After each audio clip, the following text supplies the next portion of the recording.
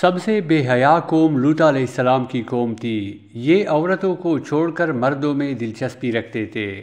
خاص کر مسافروں میں سے کوئی خوبصورت لڑکا ہوتا تو یہ لوگ اسے اپنا شکار بنا لیتے تھے۔ تلمود میں لکھا ہے کہ اہل سدوم اپنی روزمرہ کی زندگی میں سخت ظالم، دھوکے باز اور بد معاملہ تھے۔ کوئی مسافر ان کے علاقے سے بخیریت نہیں گزر سکتا تھا۔ کوئی غریب ان کی بستیوں سے روٹی کا ایک ٹکڑا نہ پا سکتا تھا۔ کئی مرتبہ ایسا ہوتا تھا کہ باہر کا آدمی ان کے علاقے میں پہنچ کر فاقوں سے مر جاتا تھا اور یہ لوگ اس کے کپڑے اتار کر اس کی لاش کو برہنہ دفن کر دیتے تھے۔ اپنی وادی کو انہوں نے ایک باغ بنا رکھا تھا جس کا سلسلہ میلوں تک پھیلا ہوا تھا۔ اس باغ میں وہ انتہائی بے حیائی کے ساتھ اعلانیہ بدکاریاں کرتے تھے۔ حضرت لوط علیہ السلام نے انہیں توحید کی دعوت دی اور بدکاری کے اس گھناؤنے عمل سے توبہ کرنے کا حکم دیا۔ حضرت لوط علیہ السلام نے کہا، تم یہ کیوں کرتے ہو؟ کیا تم عورتوں کو چھوڑ کر لذت حاصل کرنے کے لیے مرد کی طرف مائل ہوتے ہو؟ حقیقت یہ ہے کہ تم احمق لوگ ہو۔ تو پھر حضرت لوط علیہ السلام اہل سدوم کو دن رات واعظ و نصیحت کیا کرتے تھے، لیکن اس قوم پر اس کا کوئی اثر نہ ہوا، بلکہ وہ بد نصیب بہت فخریہ انداز میں یہ کام کرتے تھے۔ انہیں حضرت لوط علیہ السلام کا سمجھانا بھی برا لگتا تھا، لہٰذا انہوں نے صاف صاف کہہ دیا کہ اگر تم ہمیں اسی طرح برا بھلا کہتے رہے اور ہمارے کاموں میں مداخلت کرتے رہے تو ہم تمہیں اپنے شہر سے نکال دیں گے۔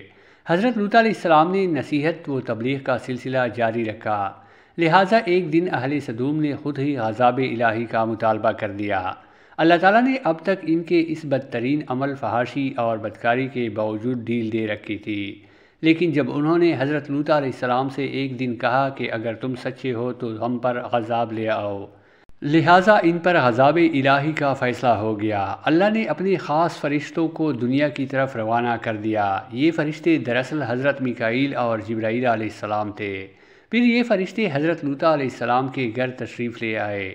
حضرت لوط علیہ السلام نے جب ان خوبصورت نوعمر لڑکوں کو دیکھا تو سخت گھبراہٹ اور پریشانی میں مبتلا ہو گئے۔ انہیں یہ خطرہ محسوس ہونے لگا کہ اگر ان کی قوم کے لوگوں نے انہیں دیکھ لیا تو نہ جانے وہ ان کے ساتھ کیا سلوک کریں گے۔ حضرت لوط علیہ السلام کی بیوی کا نام وائلہ تھا۔ اس نے آپ پر ایمان نہیں لایا تھا اور وہ دراصل منافقہ تھی۔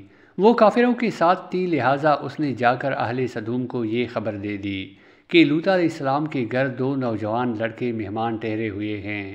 یہ سن کر بستی والے دوڑتے ہوئے آئے، حضرت لوط علیہ السلام کے گھر پہنچے۔ حضرت لوط علیہ السلام نے کہا، یہ جو میری قوم کی لڑکیاں ہیں یہ تمہارے لیے جائز اور پاک ہیں۔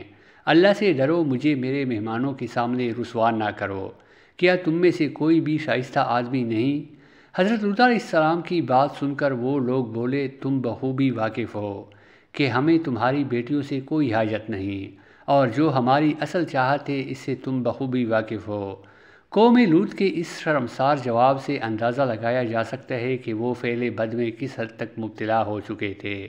جب حضرت لوط علیہ السلام کی قوم ان کے گھر کی طرف دوڑتی ہوئی آئی تو حضرت لوط علیہ السلام نے گھر کے دروازے بند کر دیے اور ان نوجوانوں کو ایک کمرے میں چھپا دیا۔ ان بدکار لوگوں نے آپ کے گھر کا گھیراؤ کیا ہوا تھا اور ان میں سے کچھ گھر کے دیوار پر بھی چڑھنے کی کوشش کر رہے تھے۔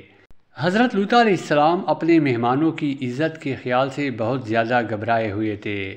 فرشتے یہ سب منظر دیکھ رہے تھے۔ جب انہوں نے حضرت لوط علیہ السلام کی بے بسی اور پریشانی کا یہ عالم دیکھا تو حقیقت سے پردہ اٹھاتے ہوئے یوں فرمایا، اے لوط علیہ السلام، ہم تمہارے رب کے بھیجے ہوئے فرشتے ہیں۔ یہ لوگ ہرگز تم تک نہیں پہنچ سکیں گے۔ ابھی کچھ رات باقی ہے تو اپنے گھر والوں کو لے کر چل دو اور تم میں سے کوئی شخص پیچھے مڑ کر نہ دیکھے۔ اہل سدوم حضرت لوط علیہ السلام کے گھر کا دروازہ توڑنے پر بضد تھے کہ حضرت جبرائیل علیہ السلام نے گھر سے باہر نکل کر اپنے پر کا ایک کونا انہیں مارا، جس سے ان کے آنکھوں کے ڈیلے باہر نکل آئے اور بصارت ظاہر ہو گئی۔ یہ خاص عذاب ان لوگوں کو پہنچا جب حضرت لوط علیہ السلام کے پاس بدنیتی سے آئے تھے۔ حضرت لوط علیہ السلام حقیقت حال جان کر مطمئن ہو گئے اور اپنے گھر والوں کے ساتھ رات کو ہی نکل کھڑے ہوئے، لیکن پھر بھی ان کی بیوی ان کے ساتھ تھی۔ لیکن کچھ دور جا کر وہ واپس اپنے قوم کی طرف پلٹ گئی اور قوم کے ساتھ جہنم واصل ہو گئی۔ صبح کا آغاز ہوا تو اللہ کے حکم سے حضرت جبرائیل علیہ السلام نے بستی کو اوپر سے اکاڑ دیا اور پھر اپنے بازو پر رکھ کر آسمان پر چڑھ گئے، یہاں تک کہ آسمان والوں نے بستی کے کتے کی بھونکنے اور مرغوں کے بولنے کی آوازیں سنی۔ پھر اس بستی کو زمین پر دے مارا، جس کے بعد ان پر پتھروں کی بارش ہوئی۔ ہر پتھر پر مرنے والے کا نام لکھا ہوا تھا۔ جب یہ پتھر ان کو لگتے تو ان کے سر پاش پاش ہو جاتے۔ صبح سویرے شروع ہونے والا یہ عذاب اشراق تک پوری بستی کو نیست و نابود کر چکا تھا۔ قوم لوط کی ان خوبصورت بستیوں کو اللہ نے ایک انتہائی بدبو اور سیاہ جھیل میں تبدیل کر دیا، جس کے پانی سے رہتی دنیا تک کوئی فائدہ نہیں اٹھایا جا سکتا۔ سمندر کے اس حصے میں کوئی جاندار، مچھلی، مینڈک وغیرہ زندہ نہیں رہ سکتے، اس لیے اسے ڈیڈ سی یعنی بحر مردار کہا جاتا ہے، جو اسرائیل اور اردن کے درمیان واقع ہے۔ ماہرین آثار نے 10 سالوں کی تحقیق و جستجو کے بعد اس تباہ شدہ شہر کو دریافت کیا تھا۔ تحقیقات سے پتہ چلا تھا کہ اس شہر میں زندگی بالکل ختم ہو چکی ہے۔ شہر کے راستے اور کنڈرات کو دیکھ کر آرکیالوجسٹ نے یہ اندازہ لگایا کہ جب یہ شہر تباہ ہوا تو اس وقت لوگ روزمرہ کے معاملات اور کاموں میں مشغول تھے اور یہاں زندگی اچانک ختم ہو گئی تھی۔ اہل سدوم، جنہیں پتھر بنا دیا گیا تھا، ان کے بت ابھی تک بحیرہ مردار کے پاس موجود ہیں، جو لوگوں کے لیے ایک عبرت ہے۔ آج یورپی ممالک میں انسانی آزادی کے نام پر اس بدکاری کی اجازت دی جاتی ہے اور اس فحش عمل کو باعث فخر سمجھا جاتا ہے۔ روایتوں کے مطابق ایک مرتبہ حضرت سلیمان علیہ السلام نے شیطان سے پوچھا کہ اللہ کے نزدیک سب سے بدترین عمل کیا ہے؟ ابلیس بولا، جب مرد مرد سے بدفعلی کرے اور عورت عورت سے خواہش پوری کرے، اور مجھے شرم آتی ہے یہ کہتے ہوئے کہ آج ہمارے معاشرے میں یہی سب چل رہا ہے، بلکہ اس قبیح کام کو قانون کی سرپرستی حاصل ہے۔ اللہ ہماری دنیاوی اور اخروی زندگی کو بہتر بنانے کی عقل و عمل عطا فرمائے، آمین ثم آمین۔